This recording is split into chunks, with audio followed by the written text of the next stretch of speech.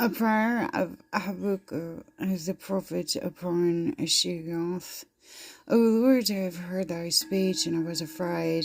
O Lord, revive the work in the midst of the years. In the midst of the years, make known. In the wrath, remember mercy. God came from Teman, and the Holy One from Mount Paran. Say, his glory covered the heavens, and the earth was full of his praise.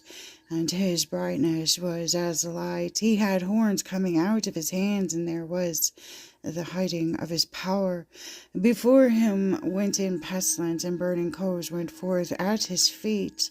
He stood and measured the earth. He beheld and drove asunder the nations, and the everlasting mountains were scattered. The perpetual hills did bow, his ways are everlasting. I saw the tent of Cushan in affliction, and the curtains of the lands of Midian did tremble. Was the Lord displeased against the rivers? Was thy anger against the rivers?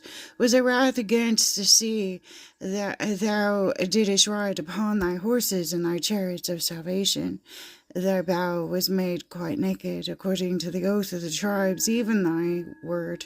Shah, thou didst cleave the earth with rivers, and the mountains showed thee, and they trembled. The overflowing of the water pressed by, the deep utterance of his voice, and lifted up his hands on high. The sun and the moon stood still in their habitations, and the light of thy arrows they went, and at the shining of thy glittering spears thou did marches through the land in indignation. Thou didst thrash the heathens in anger. Thou wentest forth for the salvation of thy people, even for the salvation of thy anointed. Thou woundest the heads out of the houses of the wicked by discovering the foundations unto the next. I love you. Thou didst strike through with the staves and the heads of the villages, and they came out as a whirlwind to scatter me. Their rejoicing was as to devour the poor secretly. Thou didst walk through the sea with thy horses, through the heaps of great waters.